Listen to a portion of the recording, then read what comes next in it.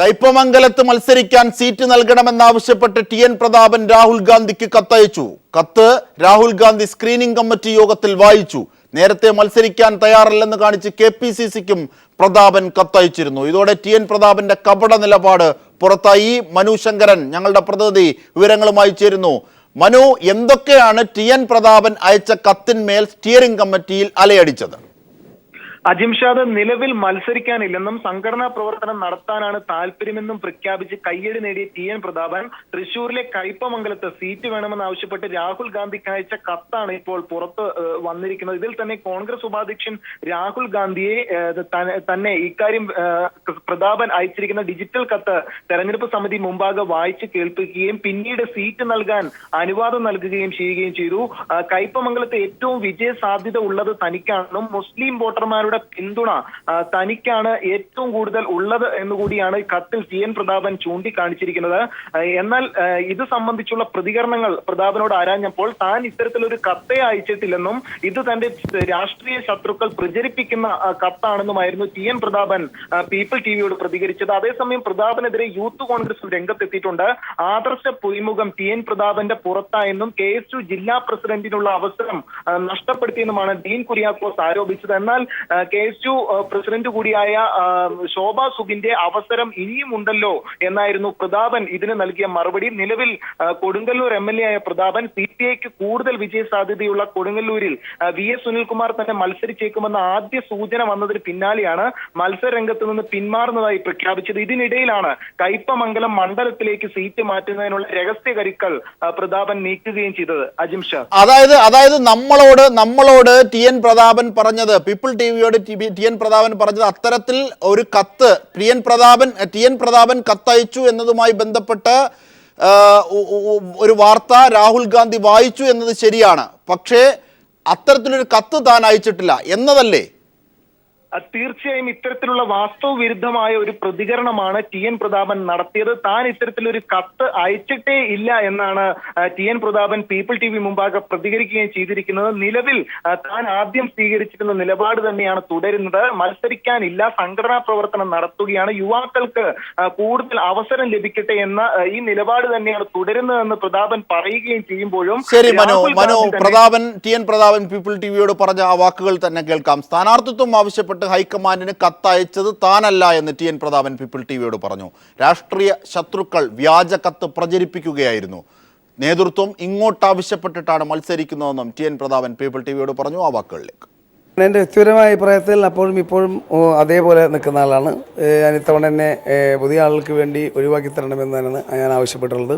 പക്ഷെ എന്നാൽ കോൺഗ്രസ് ഉപാധ്യക്ഷൻ രാഹുൽ ഗാന്ധിയുടെ നിർബന്ധപൂർവമായ സൗഹാർദ്ദത്തോടു കൂടിയ സമ്മർദ്ദമാണ് ഈ കാര്യത്തിൽ പുനരാലോചനയ്ക്ക് അവസരമുണ്ടായത്. അദ്ദേഹം നിർബന്ധമായും ഈ തെരഞ്ഞെടുപ്പിൽ മത്സരിക്കണമെന്ന് ആവശ്യപ്പെട്ടു. സംഘടനാപരമായ കാര്യങ്ങൾ വേറെയാണ് എന്നാണ് അദ്ദേഹത്തിൻ്റെ അഭിപ്രായം. രാഹുൽ ഗാന്ധിക്ക് കത്തയച്ചിരുന്നു എന്നൊരു അതൊക്കെ അടിസ്ഥാനരഹിതമാണ്. എൻ്റെ ആത്മസുഹൃത്തുക്കളായ ആരെങ്കിലും ഒരു പക്ഷേ ചില മാധ്യമങ്ങൾക്കൊക്കെ നടത്തിക്കൊണ്ടിരിക്കുന്ന എന്നോടുള്ള വ്യക്തിപരമായ സ്നേഹം കൊണ്ടുള്ള ബുദ്ധിപരമായ ചില പ്രചരണങ്ങളാവാൻ ഇടയുണ്ട്. അതിനെ ഒരു ആ സദുദ്ദേശത്തോടുകൂടി കാണുകയാണ്. ഞാൻ ഒരു തരത്തിലും അത്തരത്തിൽ ഒരു കത്ത് അയച്ചിട്ടുമില്ല. 100% അടിസ്ഥാനരഹിതമാണ്. കോഴിക്കോട് കൊയിലാണ്ടിയിൽ N. സുബ്രഹ്മണ്യനെ സ്ഥാനാർത്ഥിയാക്കുന്നതിനെതിരെ പ്രതിഷേധം. KP അനിൽകുമാർ അനുകൂലികളാണ് പ്രതിഷേധിച്ചത്. വിവരങ്ങളുമായി ഇപ്പോൾ സിജു കണ്ണൻ അവിടെ നിന്നും ചേരുകയാണ്. സിജു, നേരത്തെ പോയ വാർത്തകളിലൊക്കെയും ആ ദൃശ്യങ്ങൾ സഹിതം വന്നിരുന്നു. അവർ ഇപ്പോൾ പിരിഞ്ഞു പോയോ? എന്താണ് അവരുടെ നിലപാട്? എന്തൊക്കെയാണ് അവിടെ ഉരുണ്ടുകൂടിയ പ്രതിഷേധം? വിവരങ്ങളും വിശദാംശങ്ങളിലേക്കും. അജിംഷാദ്, കേരളത്തിൽ നിയമസഭാ തെരഞ്ഞെടുപ്പുമായി ബന്ധപ്പെട്ട് സ്ഥാനാർത്ഥി നിർണയത്തിൽ സംസ്ഥാന നേതൃത്വം തന്നെ രണ്ട് തട്ടിലാവുകയും ഇതുമായി ബന്ധപ്പെട്ട ചർച്ചകളും നടന്നുകൊണ്ടിരിക്കുന്നതിനിടയിലാണ് കോഴിക്കോട് കോൺഗ്രസ് നേതൃത്വത്തെ ഞെട്ടിച്ചുകൊണ്ട് ശക്തമായ പ്രതിഷേധം ഉയർന്നത്. ആദ്യഘട്ടത്തിൽ 70 സ്ഥാനാർത്ഥികളുടെ കാര്യത്തിലാണ് ഏകദേശം ഒരു ധാരണയായത്. ഇതിലുൾപ്പെടുന്ന കൊയിലാണ്ടി മണ്ഡലത്തിൽ N. സുബ്രഹ്മണ്യനെയായിരുന്നു കോൺഗ്രസ് സ്ഥാനാർത്ഥിയായി തീരുമാനിച്ചിരുന്നത്. എന്നാൽ സുബ്രഹ്മണ്യനെ സ്വീകാര്യമല്ലെന്ന നിലപാട് സ്വീകരിച്ചുകൊണ്ട് കൊയിലാണ്ടി മണ്ഡലത്തിലെ വിവിധ ഭാഗങ്ങളിൽ ഇന്ന് രാവിലെ മുതൽ ശക്തമായ പ്രതിഷേധം നടക്കുകയാണ്. കൊയിലാണ്ടിയിൽ ചെങ്ങോട്ടുകാവ്, ചേമഞ്ചേരി, അതോടൊപ്പം തന്നെ പയ്യോളി, കൊയിലാണ്ടി ടൗൺ തുടങ്ങിയ സ്ഥലങ്ങളിലാണ് കോൺഗ്രസ് പ്രവർത്തകർ പ്രതിഷേധ പ്രകടനം നടത്തിയത്. N. സുബ്രഹ്മണ്യനെതിരായ മുദ്രാവാക്യങ്ങളും അതോടൊപ്പം തന്നെ അതുമായി ബന്ധപ്പെട്ട് സോളാർ വിഷയങ്ങളും ഉയർത്തിക്കൊണ്ടുള്ള പോസ്റ്ററുകളും ഇവർ ആ വിവിധ മേഖലകളിൽ പഠിച്ചിരുന്നു. എൻ സുബ്രഹ്മണ്യന് പകരം 5 വർഷത്തിലേറെയായി കൊയിലാണ്ടിയുടെ സമഗ്ര മേഖലയിലും ഇടപെടുന്ന ജനങ്ങളുമായി ബന്ധപ്പെടുന്ന പൊതുസമ്മതനായ KP അനിൽകുമാറിനെ സ്ഥാനാർത്ഥിയായി കൊണ്ടുവരണമെന്ന ആവശ്യമാണ് ഇവർ നിലവിൽ ഉന്നയിച്ചിരിക്കുന്നത്. ഇതുമായി ബന്ധപ്പെട്ട് ഡൽഹിയിൽ ചർച്ചകൾ ഇപ്പോൾ സ്ഥാനാർത്ഥി പട്ടികയുമായി ബന്ധപ്പെട്ട് നടക്കുമ്പോൾ ഹൈക്കമാൻഡിലേക്കടക്കം ശ്രദ്ധ ക്ഷണിക്കുന്ന രീതിയിലേക്കാണ് ഇവർ പ്രതിഷേധം ഉയർത്തി കൊണ്ടുവന്നിരിക്കുന്നത്. ഇപ്പോൾ പ്രതിഷേധ പ്രകടനത്തിന് ശേഷം ഏതാണ്ട് മണിക്കൂറുകളോളം കോൺഗ്രസ് പ്രവർത്തകർ നഗരത്തിൽ തടിച്ചുകൂടുന്ന ഒരു സാഹചര്യം ഉണ്ടായി. ഇന്ന് വൈകുന്നേരം 5 മണിക്ക് മറ്റൊരു രീതിയിലുള്ള കൂട്ടായ്മ കൊയിലാണ്ടിയിൽ ഇവർ സംഘടിപ്പിച്ചിട്ടുണ്ട്. ഇതുമായി ബന്ധപ്പെട്ട് തുടർ പ്രവർത്തനങ്ങളും നടത്തുമെന്നാണ് ഇപ്പോൾ അറിയിച്ചിരിക്കുന്നത്. ഈ എൻ സുബ്രഹ്മണ്യനെ സ്ഥാനാർത്ഥിയായി പ്രഖ്യാപിക്കാനുള്ള നീക്കത്തിൽ പ്രതിഷേധിച്ചുകൊണ്ട് കൊയിലാണ്ടി നിയോജക മണ്ഡലം മഹിളാ കോൺഗ്രസ് പ്രസിഡന്റ് ശ്രീജ റാണി ഉൾപ്പെടെ നിരവധി ഭാരവാഹികൾ രാജ്യസന്നദ്ധത അറിയിച്ചുകൊണ്ട് KPCCക്ക് നിലവിൽ ഫാക്സ് അയച്ചിട്ടുണ്ട്. ശരി സിജു കണ്ണനാണ് വിവരങ്ങൾ നൽകിയത്. സുരേന്ദ്രൻ പിള്ള കേരള കോൺഗ്രസ് കറിയ തോമസ് വിഭാഗം വർക്കിംഗ് ചെയർമാൻ സ്ഥാനം രാജിവെച്ചു. വരുന്ന നിയമസഭാ തെരഞ്ഞെടുപ്പിൽ സുരേന്ദ്രൻ പിള്ള നേമത്ത് സ്ഥാനാർത്ഥിയാകും. ഇതിനായി JDU നേതൃത്വവുമായി ആശയവിനിമയവും നടത്തി. വിജയസാധ്യതയുള്ള ഒരു സീറ്റ് പോലും മത്സരിക്കാൻ പാർട്ടിക്ക് ലഭിച്ചില്ല എന്നത് ഖേദകരമായ ഒരവസ്ഥയാണ് എന്ന് പൊതുവെ വിലയിരുത്തലുണ്ടായി. ഞങ്ങൾക്കിപ്പോൾ ലഭിച്ചിരിക്കുന്ന കടുത്തുരുത്തി സീറ്റ്, ആ സീറ്റിൽ മത്സരിച്ച് വിജയിക്കാമെന്നുള്ള ഞങ്ങളുടെ ചെയർമാൻ്റെ ആഗ്രഹം, അത് മെയ് 19-ാം തീയതി ആകുമ്പോൾ ആസ്ഥാനത്താകുമെന്ന് ഞങ്ങൾക്കെല്ലാവർക്കും നല്ലവണ്ണം ബോധ്യപ്പെട്ടു. അതുകൊണ്ട് ഞാൻ എൻ്റെ വർക്കിംഗ് ചെയർമാൻ സ്ഥാനം കേരള കോൺഗ്രസ് പാർട്ടിയുടെ സംസ്ഥാന വർക്കിംഗ് ചെയർമാൻ സ്ഥാനം രാജിവെക്കാൻ തീരുമാനിച്ചു. ദില്ലിയിൽ നടന്ന സ്ക്രീനിംഗ് കമ്മിറ്റി യോഗം അവസാനിച്ചെങ്കിലും തർക്ക സീറ്റുകളിൽ ധാരണയായില്ല. കേരള നേതാക്കൾ സോണിയാഗാന്ധിയെ ഇനി കാണും. അടൂർ പ്രകാശിനെയും K ബാബുവിനെയും മാറ്റണമെന്ന നിർദ്ദേശം ഉമ്മൻചാണ്ടിയെ തള്ളിയതോടെയാണ് കൂടുതൽ രൂക്ഷമായി തർക്കം തുടരുന്നത്. വിശദാംശങ്ങളുമായി സന്തോഷ് സർലിംഗ് ഞങ്ങളുടെ പ്രതിനിധി ചേരുകയാണ്. സന്തോഷ്, ഏത് രീതിയിലായിരുന്നു ഇന്ന് സ്ക്രീനിംഗ് കമ്മിറ്റി യോഗം അവസാനിക്കുന്ന ഘട്ടത്തിലും തർക്കം തുടർന്നത്? ഇനി സോണിയാഗാന്ധിയെ എപ്പോഴാണ് നേതാക്കൾ കാണുക? മൂവരും ഒന്നിച്ചാണോ സോണിയയെ കാണുക?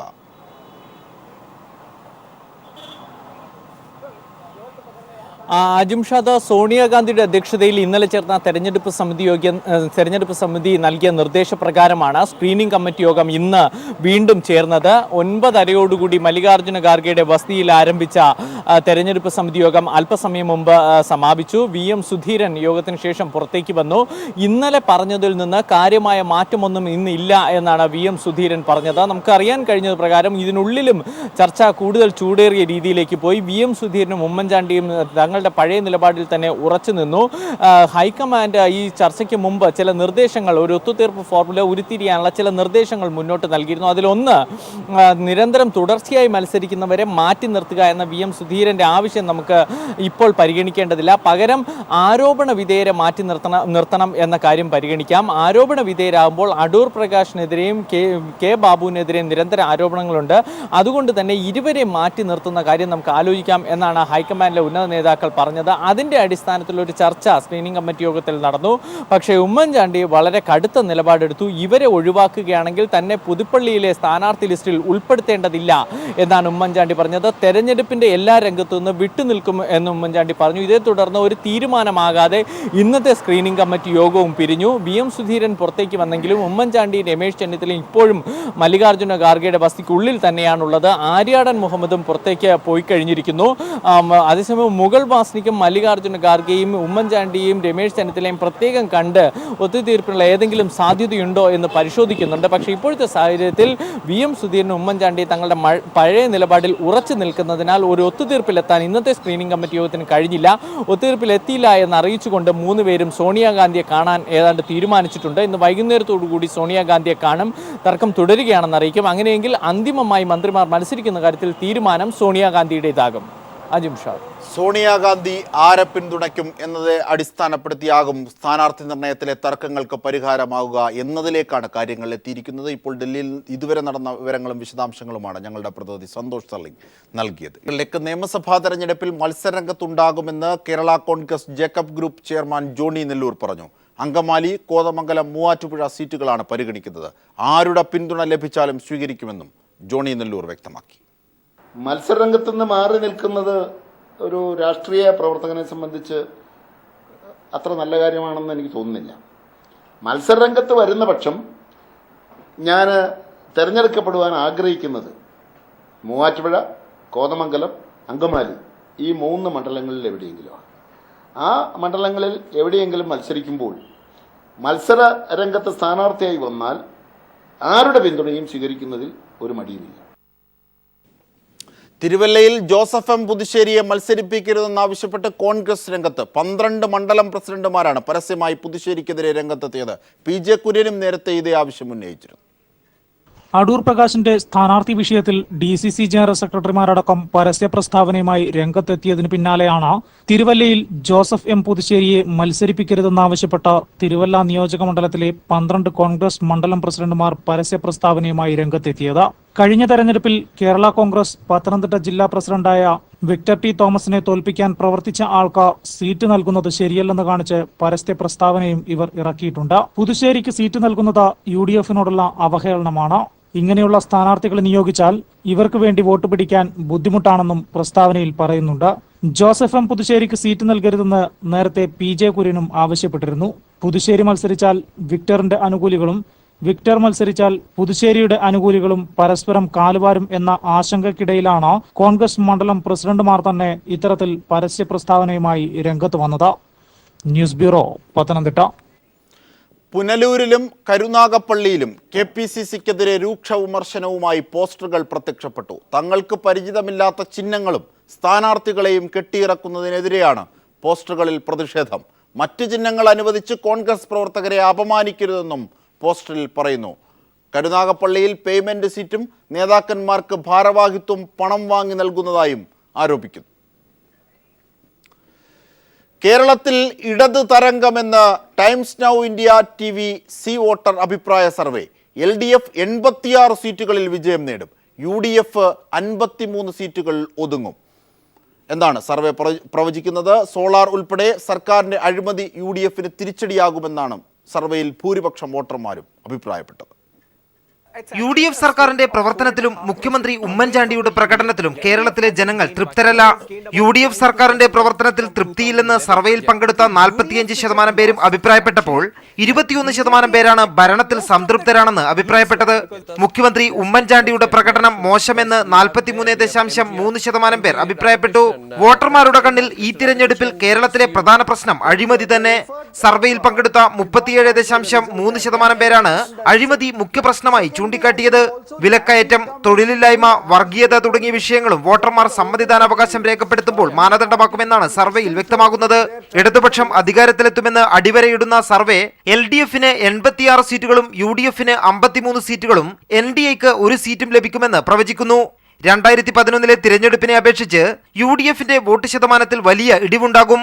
2011-ലെ 45.8-ൽ നിന്നും 41%-ആയാണ് വോട്ട് ശതമാനം കുറയുക.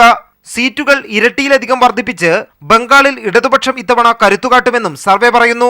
തമിഴ്നാട്ടിൽ AIDMK വീണ്ടും അധികാരത്തിലെത്തുമെന്ന് വ്യക്തമാക്കുന്ന സർവേ അസമിൽ BJP-ക്കാണ് നേരിയ മുൻതൂക്കം പ്രവചിക്കുന്നത്. News bureau, Delhi. മതമേലധ്യക്ഷന്മാരുടെ വാക്ക് കേട്ടിട്ടല്ല ജനങ്ങൾ വോട്ട് ചെയ്യുകയെന്ന് ജസ്റ്റിസ് കെമാൽ പാഷ.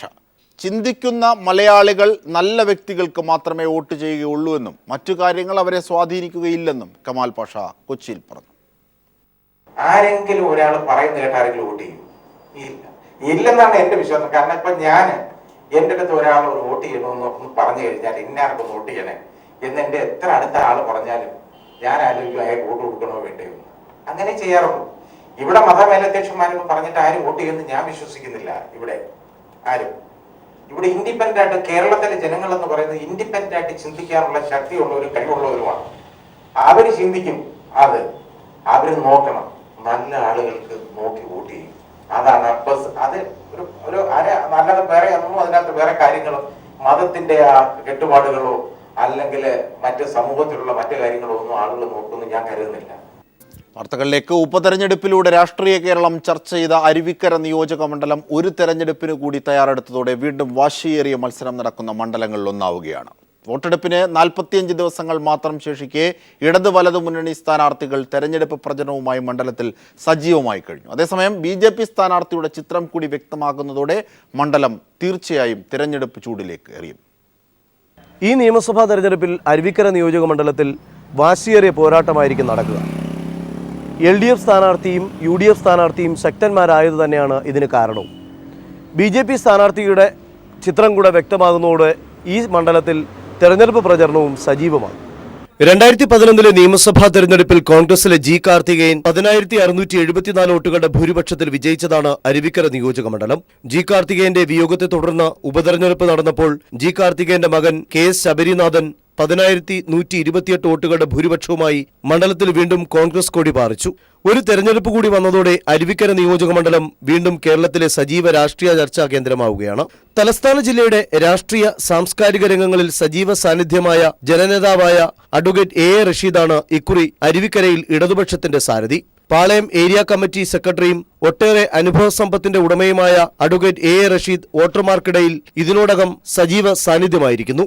മണ്ഡലത്തിലെ വികസന പ്രവർത്തനങ്ങൾക്കും കാർഷിക മേഖലയ്ക്കും ഊന്നൽ നൽകുന്ന LDF സ്ഥാനാർത്ഥി അഡ്വക്കേറ്റ് A. റഷീദ് തികഞ്ഞ വിജയപ്രതീക്ഷയിലാണ്. UDFന്റെ 25 വർഷക്കാലത്ത് ഈ മണ്ഡലത്തിലെ വികസന പ്രവർത്തനങ്ങൾ വെറും കൊള്ളയായിരുന്നു എന്നത് ജനങ്ങൾ തിരിച്ചറിയുകയാണ്. സംസ്ഥാനത്ത് ഒരുപക്ഷെ ഒരു ഉന്നത വിദ്യാഭ്യാസ രംഗത്ത് ഇത്രയേറെ അവഗണന നേരിടുന്ന ഒരു മണ്ഡലമുണ്ട് വേറെ നോക്കിയാൽ കാണാൻ കഴിയുന്നതല്ല. ഒരു സർക്കാർ കോളേജ് പോലും ഈ പ്രദേശത്തില്ല. ആദിവാസി മേഖലയിൽ കഴിഞ്ഞ തെരഞ്ഞെടുപ്പ് പ്രചരണത്തിന് നേതൃത്വം കൊടുത്ത മുഖ്യമന്ത്രി അടക്കം ആദിവാസി മേഖലയിൽ നിരവധി ക്ഷേമ പ്രവർത്തനങ്ങൾക്ക് തുടക്കം കുറിക്കുമെന്ന് പറഞ്ഞു. അവർക്ക് പട്ടയം കിട്ടാനുള്ള നടപടി പോലും സ്വീകരിച്ചിട്ടില്ല. അതേസമയം ഔദ്യോഗിക പ്രഖ്യാപനം നടത്തിയില്ലെങ്കിലും UDFന്റെ സ്ഥാനാർത്ഥിയായ KS ശബരിനാഥൻ തെരഞ്ഞെടുപ്പ് പ്രചരണത്തിന് മണ്ഡലത്തിൽ തുടക്കമിട്ടു. നേരത്തെ നടത്തിയ വികസന പ്രവർത്തനങ്ങളുടെ തുടർ പ്രവർത്തനമെന്ന മുദ്രാവാക്യവുമായാണ് ശബരിനാഥൻ ഇക്കുറി വോട്ടർമാരെ സമീപിക്കുന്നത്. അവിടെ വിദ്യാഭ്യാസ മേഖലയിലും അടിസ്ഥാന സൗകര്യ വികസനത്തിനും കുറേ കാര്യങ്ങൾ ചെയ്യാനുണ്ട്. അതിനോടൊപ്പം പുതിയ രീതിയിലുള്ള ആശയങ്ങൾ തൊഴിൽ മേഖലകളാവട്ടെ വിദ്യാഭ്യാസത്തിലാവട്ടെ അതിലൊക്കെ ഊന്നി നിന്നുകൊണ്ടായിരിക്കും അടിസ്ഥാന സൗകര്യം കൂടുതൽ മെച്ചപ്പെടുത്തി അതിൽ നിന്നുകൊണ്ട് പുതിയ കാലത്തിൻ്റെ മാറ്റങ്ങൾ ഉൾക്കൊള്ളുവാനുള്ള ഒരു വോട്ടായിരിക്കും UDF സ്ഥാനാർത്ഥി എന്ന രീതിയിൽ ഞാൻ ചോദിക്കാൻ പോകുന്നത്. BJPക്ക് ഇതുവരെ അരുവിക്കര നിയോജക മണ്ഡലത്തിൽ സ്ഥാനാർത്ഥിയെ പ്രഖ്യാപിക്കാനായിട്ടില്ല എന്നത് ശ്രദ്ധേയമാണ്. ഇടത് വലതു മുന്നണികളെ മാറി മാറി തുണച്ചിട്ടുള്ള വോട്ടർമാരുള്ള മണ്ഡലമാണ് അരുവിക്കര നിയോജക മണ്ഡലം. നേരത്തെ ഘടകകക്ഷികളുടെ കയ്യിലായിരുന്ന സീറ്റ് കഴിഞ്ഞ ഉപതെരഞ്ഞെടുപ്പിലാണ് CPMന്റെ കൈകളിലേക്ക് വന്നത്. ഏതായാലും ഇക്കുറി തെരഞ്ഞെടുപ്പിൽ വാശിയേറിയ പോരാട്ടം നടക്കുമ്പോൾ സ്ഥാനാർത്ഥിയുടെ വിജയപരാജയത്തിന് നിർണായക ഘടകമാകുന്നത് ഇവിടുത്തെ ജാതി സമവാക്യത്തിൽ നിന്ന് ലഭിക്കുന്ന വോട്ടുകൾ തന്നെയായിരിക്കും. ക്യാമറവുമൺ ഷാജിലേക്കൊപ്പം സുനിൽ അരിമാനോ. മൂന്നാർ കാറ്ററിംഗ് കോളേജ് കാനഡയിലെ റോയൽ റോഡ്സ് യൂണിവേഴ്സിറ്റിയുമായി ചേർന്ന് പ്രവർത്തിക്കാൻ തീരുമാനിച്ചു. മലയാളികൾ ഉൾപ്പെടെ ഇന്ത്യയിലെ വിദ്യാർത്ഥികൾക്ക് കുറഞ്ഞ ചെലവിൽ മറ്റ് രാജ്യങ്ങളിൽ പഠിക്കാൻ അവസരമൊരുക്കുകയാണ് ലക്ഷ്യം. കൂടുതൽ തൊഴിൽ സാധ്യതകളാണ് ഇത്തരം സംരംഭങ്ങളിലൂടെ വളർന്നു വരികയെന്ന് മുൻ അംബാസിഡറും ഉന്നത വിദ്യാഭ്യാസ കൗൺസിൽ വൈസ് ചെയർമാനുമായ ഡോക്ടർ TP ശ്രീനിവാസൻ അഭിപ്രായപ്പെട്ടു. കൊച്ചിയിൽ നടന്ന വാർത്താ സമ്മേളനത്തിൽ റോയൽ റോഡ്സ് യൂണിവേഴ്സിറ്റി പ്രതിനിധികളായ Tricia Welch, Eugene Tomlinson, Royal Group chairman Tison Thachankary, Munnar catering college director Mary Tison Thachankary എന്നിവർ പങ്കെടുത്തു.